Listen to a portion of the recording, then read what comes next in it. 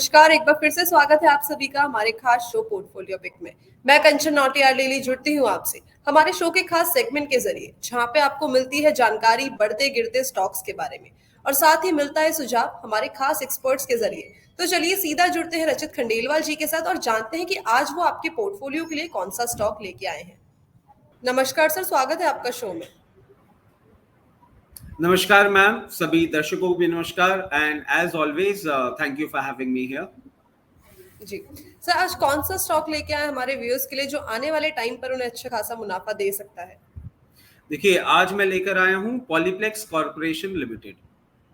जी sir, company किस segment में काम करती है, कंपनी के बेसिक्स क्या है, सबसे पहले आप उस चीज का ओवरव्यू दे दीजिए। देखिए, the company was incorporated in the year 1984.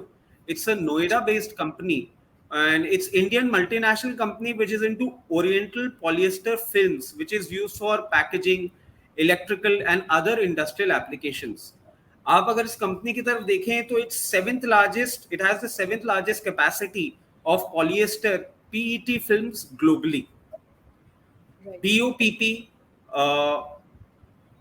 Blown PP and CPP films produce करती है ये कंपनी.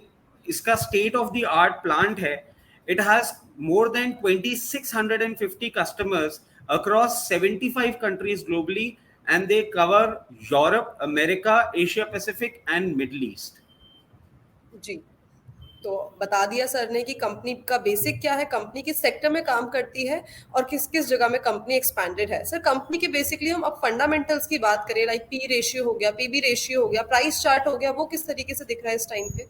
देखिए, कुछ इंपॉर्टेंट फंडामेंटल्स जो मैं लेकर आया हूं आपके समक्ष, वो है, देखिए, इसकी प्रमोटर होल्डिंग मुझे बहुत अट्रैक्टिव लगती है एट 50.97%. अगर हम FII होल्डिंग देखें तो 12.68% पे है. DII holding at 2.82%. Public domain में it has quite a strong presence. It holds 33.53%. Another set of fundamentals which I believe are important for our viewers to know is that the company has decreased the debt by 73.42. It has a very attractive return on equity. For past 3 years it's maintaining at 64.32. Return on capital employed पे अगर हम नजर डालें तो 59.95% for past 3 years. Interest coverage ratio is also very attractive at 251.51. और कभी कभार cash conversion cycle attractive लगती है तो मैं लेकर आता हूं. इसका भी cash conversion cycle industry standards के हिसाब से अट्रैक्टिव है at 58.20 days and it has strong operating leverage at 9.15. जी, तो कंपनी के फंडामेंटल्स के बारे में सर ने बता दिया है, किस तरीके से दिख रहे हैं और कंपनी का डेट क्या है, ये सारी चीजें सर ने बता दी है। लेकिन इस टाइम पे अगर मैं सोचूं कि मेरे को इस टाइम पे स्टॉक के अंदर बाइंग इनिशिएट करनी चाहिए या नहीं, क्या ये सही समय है बाइंग इनिशिएट करने के लिए? मैम, इसके पहले मैं आपको लेके जाना चाहूंगा एक आप ही के सवाल पे जो शायद आप मिस आउट कर गए हैं. आप यूजुअली मेरे से पीयर कंपैरिजन हमेशा पूछते हैं और जब भी आपके साथ शो होता है तो आई मेक श्योर कि मैं पीयर कंपैरिजन आपके और दर्शकों के समक्ष लेकर आऊं. तो पीयर कंपैरिजन भी अगर हम देखें कंपनी का बहुत ज्यादा अट्रैक्टिव है. मेरे को इसके पीयर्स में जो कि है supreme industries, Finolex industries, Prince pipe, ये कुछ नामी गिरामी पीयर्स हैं जिनके सामने कंपनी का EPS बहुत अट्रैक्टिव लगता है एट 93.85. अगर हम सुप्रीम इंडस्ट्रीज का देखें तो it stand at 60.18. Finolex it hardly stands at 3.81. Prince Pipes at 10.98.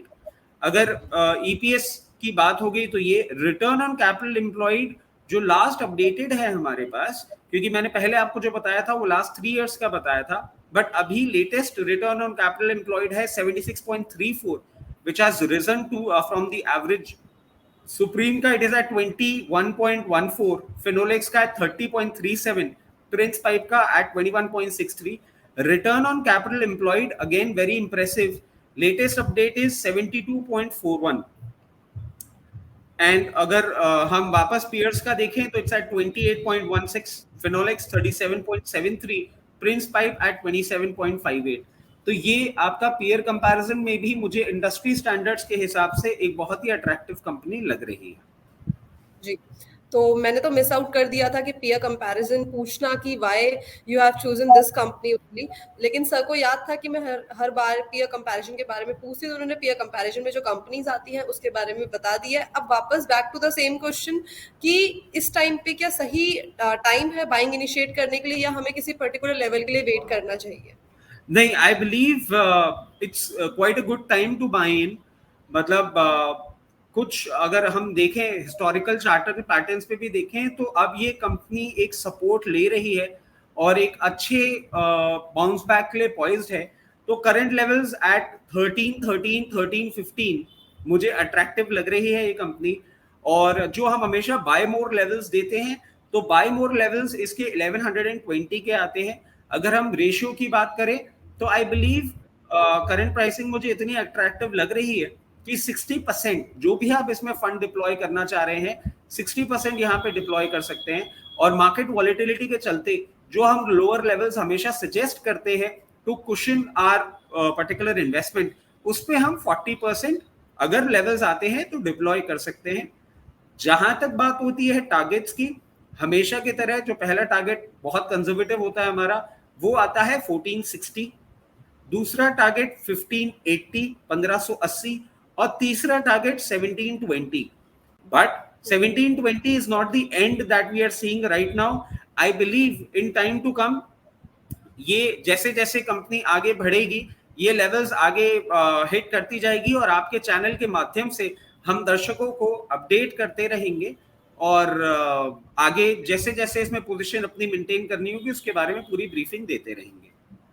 जी, तो सर ने कंपनी के बारे में बता दिया, फंडामेंटल्स बता दिए, बाइंग के जो लेवल्स है वो भी बता दिए, कितना आपको इस टाइम पे बाइंग इनिशिएट करनी है वो भी बता दिया है, साथ में आपको आने वाले टाइम पे कितने टारगेट्स देखने को मिल सकते हैं वो सर ने क्लियर कर दिया है। इसके अलावा कोई और इन्फॉर्मेशन आप शेयर करना चाहते हैं sir?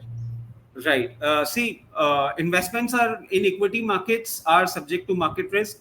Please consult your financial advisor before making any investment in this particular script or any script that I have ever suggested.